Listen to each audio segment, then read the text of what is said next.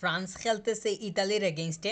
UEFA Nations লিগের match ইতিমধ্যেই চলমান আছে, হাফ টাইম চলতেছে। তো কুন্দে সে শুরু থেকেই খেলতেছে স্টার্টিং 11-এ ফ্রান্সের হয়ে।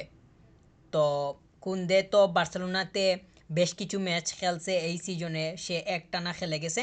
আমরা দেখছি যে তাকে রেস্ট দেওয়ার বিষয়টাও সামনে আসছিল, হ্যান্সি ফ্লিক তাকে রেস্ট দিছেন, এমনটাও হয়েছে।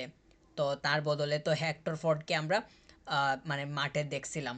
যেহেতু ফ্রান্সের হয়ে এখন তার ন্যাশনাল টিমের ম্যাচ, গুরুত্বপূর্ণ ম্যাচ, অবশ্যই তার পার্টিসিপেশনটা অবশ্যই দরকার, কারণ সে তো এখন ফিট অবস্থায় আছে। তাছাড়া তার কাছ থেকে পারফরমেন্স যেমন তার মানে বার্সা পাইতেছে, ঠিক তেমনই মানে পারফরমেন্স তার ন্যাশনাল টিম অবশ্যই তার কাছ থেকে আশা করবে, সেটা স্বাভাবিক। তো সেও তার মানে বেস্ট দেওয়ার চেষ্টা করবে, সেইটাও একটা সিম্পল বিষয়, এটা খুবই সহজেই অনুমান করা যায়। তবে আহ, মানে পারফরমেন্স দিতে গিয়ে কোনো ধরনের যদি সমস্যা দেখা দেয়, কিংবা সে যদি মানে বেশি কিছু করতে গিয়ে মানে তার যদি কোনো ধরনের অসুবিধার কোনো সৃষ্টি হয়, তাহলে সেটা বার্সেলোনাকে সমস্যায় ফেলবে বলে ধারণা করতেছি। কারণ যে কোনো কিছুই হইতে পারে, যেহেতু একটা হাফ শেষ হয়েছে, এই হাফে সে যথেষ্ট পরিমাণ রিস্ক ফ্রি থেকেই খেলার চেষ্টা করছে বলেই আমার কাছে মনে হয়েছে। কারণ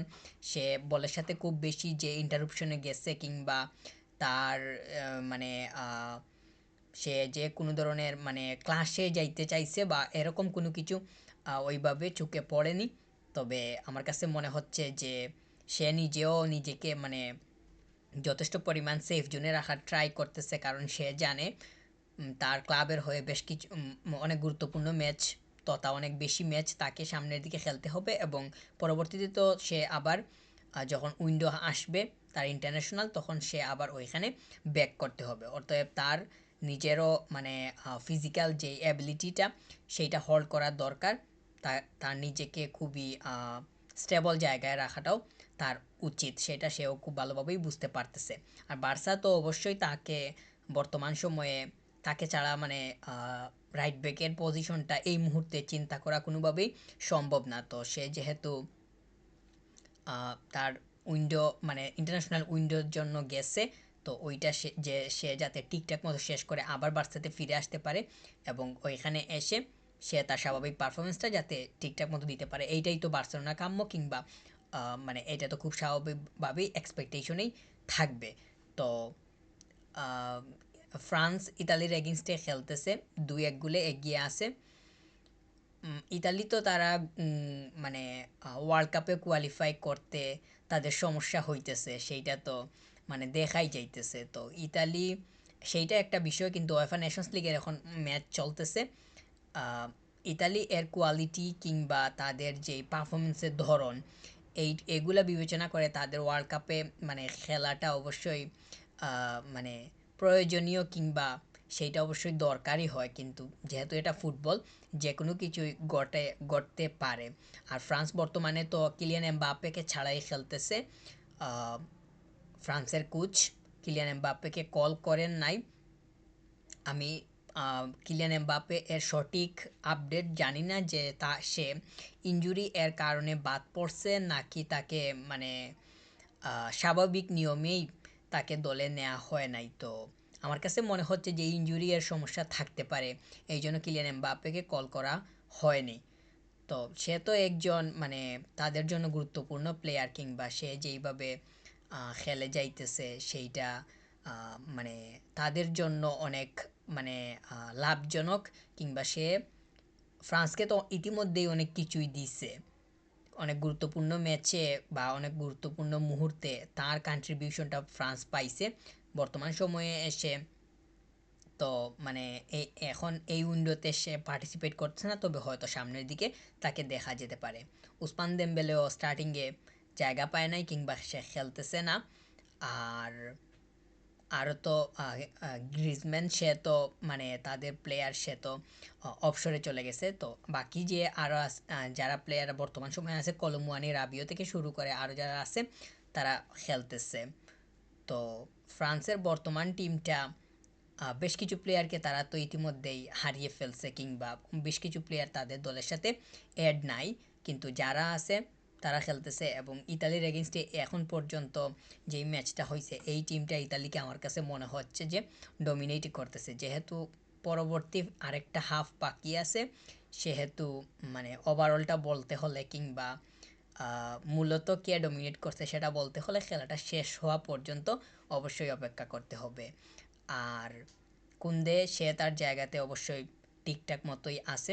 বার্সেলোনার হয়ে সে যেইভাবে স্বাভাবিক নিয়মে কিংবা যেইভাবে খেলে ঠিক সেইভাবে খেলার চেষ্টা করতেছে, কিন্তু আমার কাছে মনে হচ্ছে যে মানে ফ্রান্সের দলে সে যেইভাবে খেলতেছে সে আসলে আসলে বার্সা ওইভাবে মানে খেলে না। অর্থাৎ বার্সাতে সে আরও বেশি ফ্লেক্সিবল, কিন্তু মানে তার ন্যাশনাল টিমে তাকে অনেক বেশি ফ্লেক্সিবল মনে হইতেছে না, কারণ তার সাথে উইঙ্গারের যে আন্ডারস্ট্যান্ডিংটা সেইটা বার্সেলোনা যেইভাবে আছে ঠিক সেইভাবে এতটা ডেভেলপ না। বার্সেলোনাতে আমরা দেখছি লামিনে ইয়ামালের সাথে তার মানে অনেক ফ্যান্টাস্টিক যে ওয়ান টু ওয়ান সেইটা হয়, তাছাড়া তার মিডের সাথেও কানেকশন ভালো থাকে।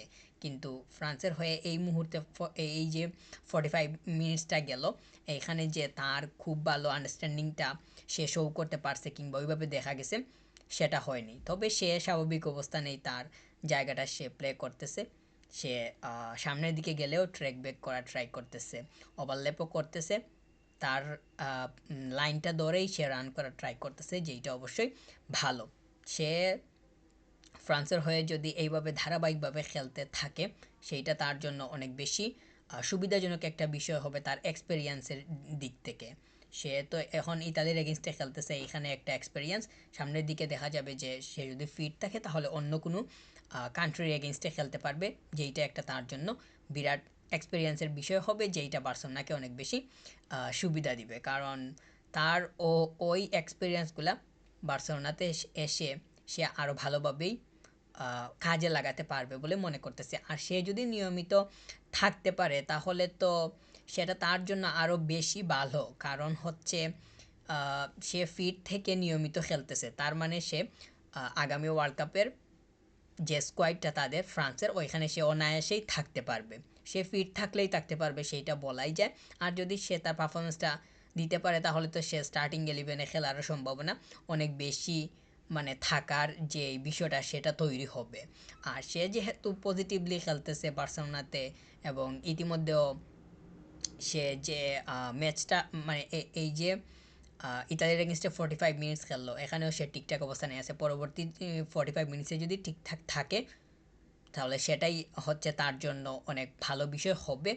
আর এভাবে যদি সে রান করতে পারে তাহলে হয়তো মানে সামনের নেক্সট ওয়ার্ল্ড কাপে তাকে মানে ফ্রান্সের স্টার্টিং 11-এ কিংবা একজন গুরুত্বপূর্ণ প্লেয়ার হিসাবেও সে নিজেকে উপস্থিত করতে পারবে, এবং তার কাছ থেকে ফ্রান্স অনেক কিছুই এক্সপেক্ট করবে যদি সে নিজেকে ওইভাবে তৈরি করতে পারে। তাহলে সেইটা তো অবশ্যই মানে তার নিজের জন্য যেমন ভালো, তাহলে বার্সার একটা প্লেয়ার ফ্রান্সের মানে এত গুরুত্বপূর্ণ প্লেয়ার হিসাবে মানে নিজেকে তৈরি করতে পারছে বা নিজেকে ওইভাবে দিতে পারতেছে, সেইটাও একটা ভালো লাগার বিষয় হবে বলেও মনে করতেছি।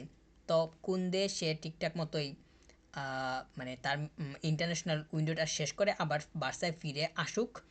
আর বার্সার তো সামনের দিকে অনেক গুরুত্বপূর্ণ ম্যাচ আছে, ওইগুলাতে যাতে সে নিজেকে খুব ভালোভাবে মানে রেডি রাখতে পারে সেটাই হইতেছে এখন প্রত্যাশা।